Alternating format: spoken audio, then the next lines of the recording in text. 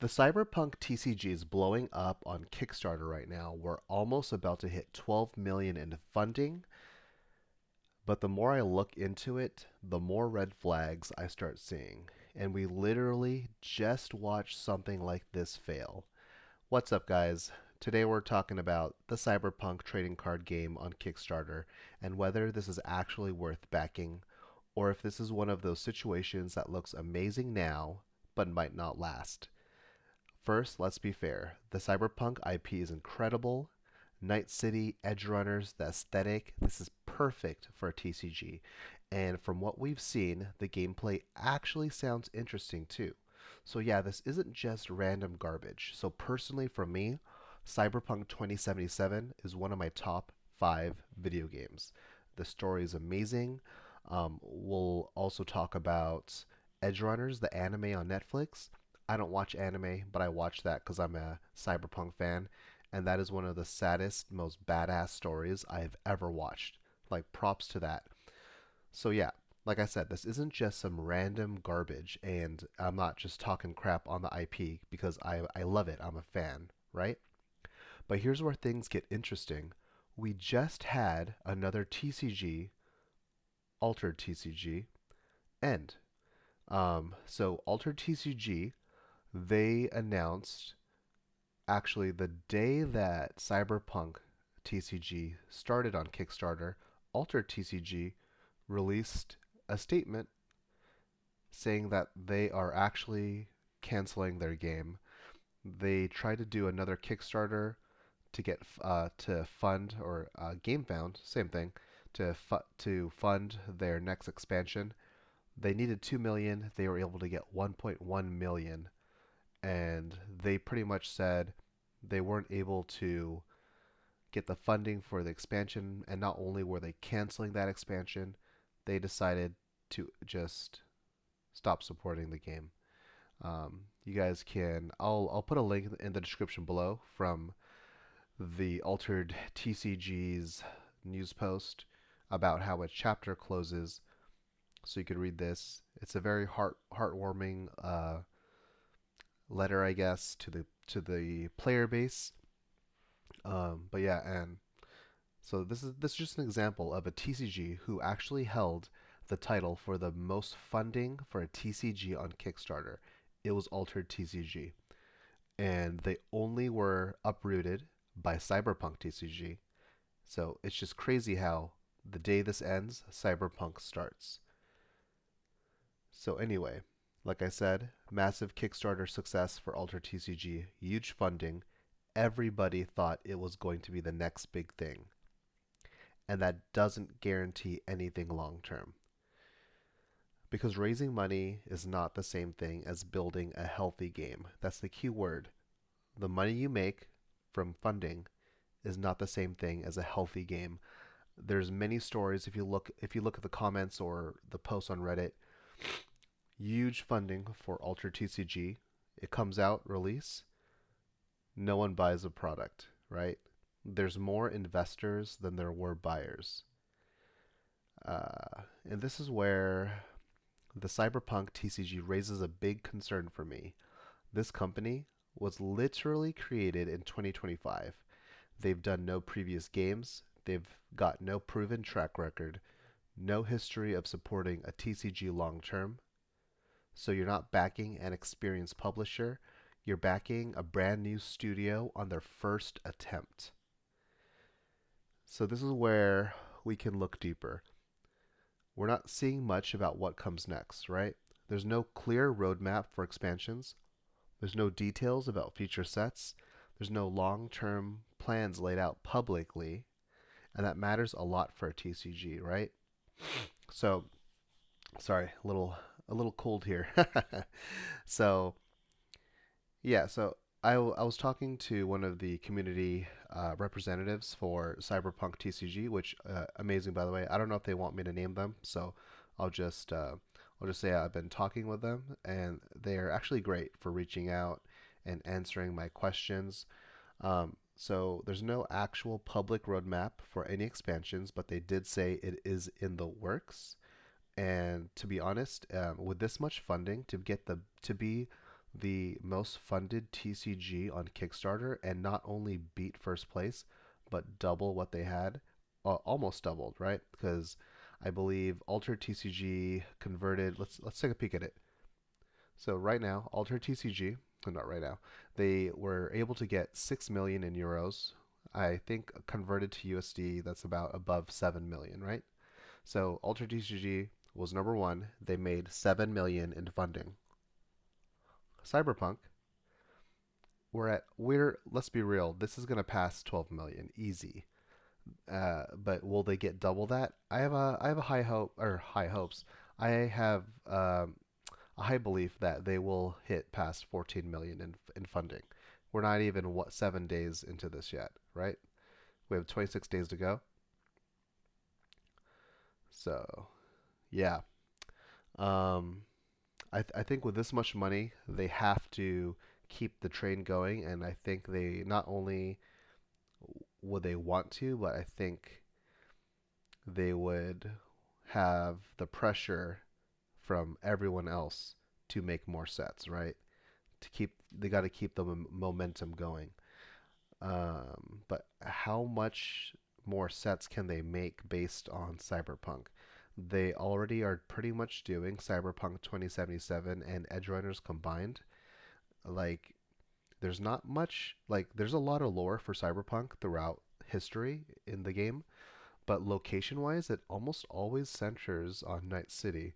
So it kind of would be cool to branch out to other parts of the world and kind of develop and create art based on, like, let's say like Alaska. So Alaska has like the lowest murder rate in the world, and it's still like 100 people get murdered every day in Alaska, or maybe like based in Japan. So like they could create new lore, maybe a set uh, Charge complete. based on like space or whatever, like the when all the colonies and the moon base were at war with Earth. So they could kind of move to stuff like that, but they're starting strong with the most popular IP, or not IP, because the IP is Cyberpunk, but they're starting with the most popular stories for Cyberpunk, which is Cyberpunk 2077 and Edge Runners. Um, so anyway, yeah. So what I'm trying to say is that there's no clear roadmap for expansions yet, um, publicly, right? And then here's a bigger concern here. Let's talk about organized play. So I heard people say that the company has talked to them about supporting local game stores. They've talked about it on the live stream too, but there's nothing official, there's nothing written or detailed, right? Like you could say we're going to support local game stores, but where's the like written roadmap for organized play? Like Magic the Gathering has Friday Night Magic, which is actually like a shadow of its former self, right? But back in the day, Saturday, Friday Night Magic was huge, right? Like you'd get all these like the entry fee was like $5. You get hella packs, promo packs. There was Magic player rewards. Like you got all this stuff. It was amazing. Like it was just great. Let's see. Another game I really enjoyed playing was Star Wars Unlimited. When that game launched, there was organized play kits just for running weekly events for the store. Like you had little booster packs that would go to participants. You had promo cards. You had promos to hand out to first place. You had cool little unique dice. Um, I haven't played Final Fantasy TCG in a minute, but when that game came out too, you also had promo cards. You had cool promo dice. You had promo sleeves they gave you.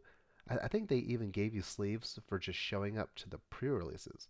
Like it, like it was amazing. So these are kind of big games, right? Star Wars is a huge IP, and they gave you all this stuff. They know organized play is huge. You have to have a carrot on a stick to get players to show up to local game stores, and local game stores keep your game going, right? So you want players to go into the LGS, buy some snacks, buy some $3.50 energy drinks, um, maybe buy some sleeves there, buy some other game stuff. So buy some paint for their Warhammer kits while they're there. Like you're bringing them into the store to support the store, and the store supports your game. So yeah, it survives based on the community. It's why the LGS matters, because people are playing weekly, they're showing up, they're helping build the community, and if local game stores are not supported, that's a huge problem. Um, and then here's another big thing: investors versus the player angle. So here's this: a lot of these Kickstarter tiers are selling out. Let's take a peek real quick about what I'm talking about here. So on the right side of the screen, these are the huge $8,000 um, Night Sea Legend tiers. There's several of them, 100 backers per each, and there's none left. Right? Here's another one. None left. None left. I think they're all sold out, and they actually added another tier sneakily. So these are all sold out except for the one they just added, which is the Jackie Wells one. And there's 61 out of 100 left for this. So they just added this. Pretty much it's the same as those other tiers, but you get a Jackie Wells promo card, 0 to 99. 00 and 99 probably going to be the most sought after for these promo cards. All right. So huge funding, right? This is huge. This is why they almost have hit 12 million in funding. So with all this money raised, I'm actually not seeing a lot of player discussion. I actually created the first, one of the first that I could find, Facebook community groups for this game. There's not even a Reddit just for the Cyberpunk TCG. Like there should be a lot of talk about this game. Like let's talk about a recent game, right? So Star Wars Unlimited. When that game was coming out, there was huge talk on Reddit. There were people on YouTube talking about the game, running demo games, playing on Tabletop Simulator. Like they're already trying to be competitive and find the best deck like months before the game came out. Let's talk about a current game. This is a tabletop game, not a card game. The StarCraft miniature game. That game has not come out yet. Um, they didn't do a Kickstarter or anything. They just pre-sold, and it's doing really well in sales.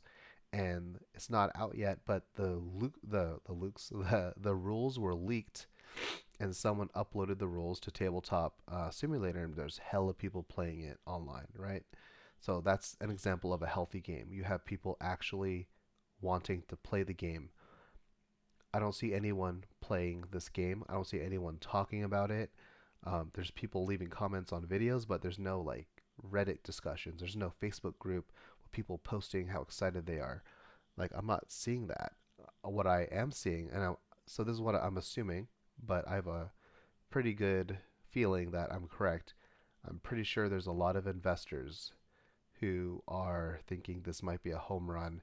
They're buying all the expensive tiers out, right? So, what happens when people buy an item as an investment? If there's not as many people actually planning to play, then eventually investors are going to try to sell to recoup their cost. And if there's not enough players to buy the product, they're going to start undercutting each other, and that's how value drops fast, right? So this is where I'm at. I want this game to succeed. I love the IP. One of my top 5 favorite video games. My One of my favorite animes, and I don't even watch anime. Um, so I think this could be amazing, right? But I'm also not ignoring the risks. So I just wanted to talk about this because these are risks. You have to be aware of these things so you're not caught off guard when things don't work out, like Altered TCG, right? So like Altered TCG, let's look at their tiers. Let's see how many people bought these tiers. The Divine Pack, 5,000 euros, 320 people bought that. What's this one? Legendary Game Genic Pack, 550 euros, pretty much.